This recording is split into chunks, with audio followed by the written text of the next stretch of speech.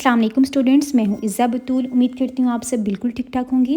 ترجمۃ القرآن کی paper presentation کے لیے سب سے پہلے آپ نے اوپر ترجمۃ القرآن کی ہیڈنگ دینی ہے، جس کے لیے میں 605 ماسٹر قلم مارکر یوز کر رہی ہوں۔ ان مارکرز کی ڈیٹیلز میں نیکسٹ آپ کو بتاتی ہوں۔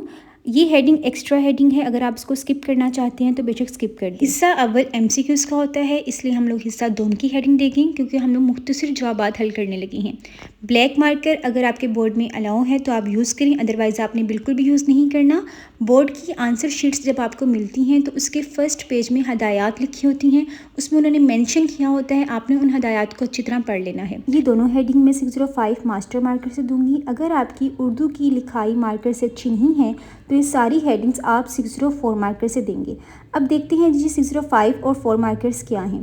605 ماسٹر قلم مارکر کی جو نب ہے وہ 604 کے مقابلے میں سائز میں زیادہ ہوتی ہے، اور جو 604 مارکر ہے وہ کٹ مارکر ذرا سائز میں چھوٹا ہوتا ہے، اس کی نب چھوٹی ہے۔ اسی لیے میں آپ سے یہی کہہ رہی ہوں کہ اگر آپ کی ہینڈ رائٹنگ اچھی ہے تو آپ 605 مارکر یوز کریں، اگر آپ کی مارکر کی ہینڈ رائٹنگ اچھی نہیں ہے تو آپ 604 مارکر یوز کریں۔ مختصر جوابات کے لیے ایک مخصوص سوال ہوتا ہے اور اس کے اندر ڈفرینٹ پارٹس جزء ہوتے ہیں جن میں چوائس ہوتی ہے اور آپ نے حل کرنا ہے۔ ایک بات کا آپ نے بہت زیادہ خیال رکھنا ہے، آپ نے اپنی طرف سے کوئی بھی نمبرنگ نہیں دینی۔ کویشچن پیپر میں جس طرح اور جس لینگویج میں نمبر لکھا ہوا ہے آپ نے اسی طرح لکھنا ہے۔ سوال نمبر 3 تھا تو 3 میں نے لکھا، جزء 5 رومن لینگویج میں تھا تو میں نے رومن نمبرنگ کی۔ اپنی طرف سے آپ نے کوئی بھی نمبرنگ نہیں دینی۔ یہاں پہ میں 4 مختلف طریقوں سے مختصر جوابات کو حل کروں گی۔ آپ ان طریقوں سے کسی بھی سبجیکٹ، خواہ وہ اسلامیات ہے، پاک اسٹڈیز ہے، اردو لینگویج میں ہے، آپ اس کو حل کر سکتے ہیں۔ فرض کریں ایسا شارٹ کویشچن جس کی کوئی ہیڈنگ نہیں بنتی تھی، صرف 2 سے 3 لائنز پر مشتمل تھا، اس کو حل کرنے کا طریقہ یہ ہوگا۔ اوپر آپ نے کوئی ہیڈنگ نہیں دی، سمپل پین سے لکھنا سٹارٹ کر دیا۔ اب بہت سے بچے مجھ سے پوچھتے ہیں کہ آپ ہی یہ بتائیں گے پین ہم لوگ کون سا یوز کریں۔ میرا مشورہ یہ ہے کہ وہ پین یوز کریں جو آپ کافی عرصے سے یوز کر رہی ہیں، جس میں آپ کا فلو بنا ہوا ہے، آپ کی گرپ بہت اچھی ہے، آپ کی ہینڈ رائٹنگ اچھی ہے۔ آپ پین کے علاوہ جیل پین بھی یوز کر سکتے ہیں اگر آپ کے بورڈ میں الاؤ ہے، یا پھر بال پین بھی یوز کر سکتے ہیں۔ کوئی بھی لائن سکپ میں نے نہیں کی اور میں نے 604 مارکر سے ہیڈنگ دی جزء 3 کی اور نیکسٹ وال لکھنا شروع کر دیا۔ اب چلتے ہیں جی دوسرے طریقے کی طرف۔ ایسے سوالات جن کی ہیڈنگز بنتی ہیں ان کو لکھنے کا طریقہ یہ ہے کہ پہلے آپ نے 604 مارکر سے ہیڈنگ دینی ہے۔ یاد رکھیں ان ہیڈنگز کے لیے میں 605 مارکر یوز نہیں کر رہی، آپ کو پہلے 604 اور 605 مارکر کی پہچان ہونا ضروری ہے۔ ہیڈنگ کے فوراً بعد میں نے رابطہ کی علامت لگائی ہے۔ یہ علامات بہت زیادہ امپورٹنٹ ہوتی ہیں، ہر ہیڈنگ کے بعد آپ نے رابطہ کی علامت لگانی ہوتی ہے۔ تفصیلیہ کی علامت آپ لوگوں نے تشریح کی ہیڈنگ کے بعد دینی ہوتی ہے۔ ان علامات کے بارے میں انشاءاللہ تفصیل سے ویڈیو بناؤں گی۔ اب آپ لوگ دیکھ سکتے ہیں کہ پین اتنا سموتھ لکھ رہا تھا، اس کی انک اتنی زبردست تھی، اور آپ کوئی بھی پین یوز کر سکتے ہیں، کوئی بھی اچھی انک یوز کر سکتے ہیں۔ پین کی ہینڈ رائٹنگ کی بھی جو ویڈیو ہے انشاءاللہ آپ سب کے ساتھ شیئر کی جائے گی۔ اور دوسرا بچے مجھ سے پوچھ رہے تھے کہ آپ اتنے دنوں سے کہاں غائب ہیں، زندہ بھی ہیں یا نہیں؟ تو بچوں میں اپنی ایگزامس میں، اپنی اسٹڈیز میں بہت زیادہ بیزی ہو گئی تھی۔ FSC کے بعد یونیورسٹی میں ایڈمیشن ہونا اور پھر ایک طرح سے نیو لائف سٹارٹ ہو جاتی ہے، تو اب میں نے تھوڑا بریک لیا ہے۔ اسٹڈیز میری کنٹینیو ہی ہے، لیکن تھوڑا سا اس کو کم کر کے میں یوٹیوب کی طرف اب آ رہی ہوں۔ انشاءاللہ آپ سب کے ساتھ بہت مزے کی اور اچھی ویڈیوز آنے والی ہیں۔ آپ لوگ کمنٹ باکس میں مجھے بتائیں کہ نیکسٹ ویڈیوز کس چیز سے ریلیٹڈ ہو، کیونکہ میں نوٹ کر رہی تھی ترجمۃ القرآن کی وجہ سے اسٹوڈنٹس بہت زیادہ پریشان تھے، ان کو نہیں سمجھ آ رہا تھا کہ شارٹ کویشچنس کو کس طرح لکھا جائے۔ تب آپ سب کے سامنے طریقہ موجود ہے۔ آپ لوگ دیکھ سکتے ہیں کہ پین کی ہینڈ رائٹنگ میں زیادہ تر جو الفاظ ہیں وہ لائن کے اوپر لکھتی ہوں۔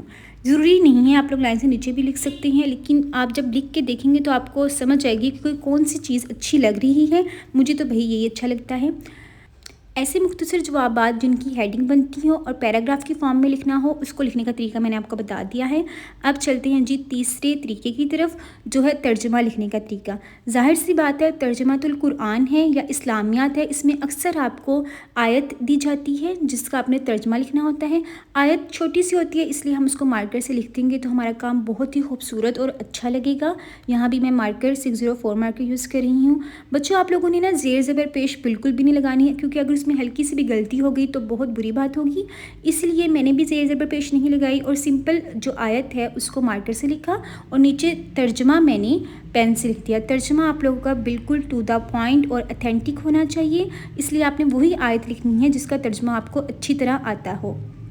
ترجمہ لکھنے کے لیے میں یہاں پہ پین ہی یوز کروں گی۔ اب آپ لوگ دیکھ سکتے ہیں کہ میرا جو پیج ہے، جو پیپر ہے، وہ ختم ہونے والا ہے اور میں سیکنڈ لاسٹ لائن پہ لکھ رہی ہوں۔ کچھ اسٹوڈنٹس یہاں پہ مسٹیک کرتے ہیں کہ وہ اس طرح کے کویشچنس اگلے پیج میں شفٹ کر دیتے ہیں، لیکن آپ لوگوں نے کوئی بھی پیپر کی کوئی بھی لائن سکپ نہیں کرنی، ہر لائن پہ لکھ کے آنا ہے۔ جتنا آپ اچھا لکھیں گے اتنا ہی چیکر پہ اچھا امپریشن پڑے گا اور آپ کی لکھائی کی جتنی اس کو سمجھ آئے گی اتنی ہی آپ سب کے لیے مارکس گین کرنا ایزی ہوگا۔ ترجمہ لکھنے کے بعد میں نے کوماس لگا دی اور ترجمے کو میں نے پوائنٹر سے لکھنا تھا، میرے پاس پوائنٹر نہیں تھا تو میں نے جگاری طریقہ اپنایا اور سمپل مارکر کی نب سے لکھ دیا۔ لائنس لگانے کے بعد ہمارا کام کچھ اس طرح کا لگے گا۔ بلو کے نیچے آپ نے بلو سے لائنس لگانی ہے، بلیک کے نیچے آپ نے بلیک سے لائنس لگانی ہے۔ جس کے ارد گرد لائنس لگانا ضروری نہیں ہے، اگر آپ کے پاس ٹائم ہے تو آپ لگائیں، ادروائز آپ یہ لائنس اسکپ بھی کر سکتے ہیں۔ یہ ایک طرح سے اینڈنگ لائنس بھی ہوتی ہیں۔ پیارے بچوں، آپ لوگوں نے ایک بات اپنے مائنڈ میں رکھنی ہے، ایسی پیپر پریزنٹیشن اور ہینڈ رائٹنگ کے لیے آپ کو پہلے سے پریکٹس کرنا ہوگی۔ میں اپنے بورڈ ایگزامس میں ایسی ہی پریزنٹیشن کر کے آئی تھی کیونکہ میری پہلے سے پریکٹس تھی۔ اب چلتے ہیں جی آیات کا ترجمہ لکھنے کا طریقہ، جو کہ آپ لوگ اسلامیات میں بھی یوز کر سکتے ہیں۔ پہلے آپ نے آیت لکھنی ہے، شروع سے کچھ الفاظ لکھنی ہے اور کچھ الفاظ آپ نے آخر سے لکھنی ہے۔ ترجمہ آپ نے پیپر کے درمیان میں لکھنا ہے، مارجن لائن سے 3 یا 4 فنگرز کا گیپ دے کے اور اس کو کوماس میں بند کر دینا ہے۔ نیکسٹ آیت آپ چھوٹی سی آیت تھی، آپ اس کو پورا بھی لکھ سکتے ہیں اور ترجمے کو سیم اسی طریقے سے لکھا جو کہ میں نے آپ کو بتایا ہے۔ آپ سب اس طرح کی پریزنٹیشن کی پریکٹس کر کے میرے واٹس ایپ نمبر پہ اپنا ہوم ورک سینڈ کر سکتے ہیں۔ نمبر کی ڈیٹیلز آپ کو اسکرین پہ شو ہو رہی ہوں گی۔ نیکسٹ یوٹیوب ویڈیو کس چیز سے ریلیٹڈ ہونی چاہیے کامنٹ کر کے بتائیں۔ اپنا ڈھیر سارا خیال رکھیں، دعاؤں میں یاد رکھیں۔ اللہ حافظ۔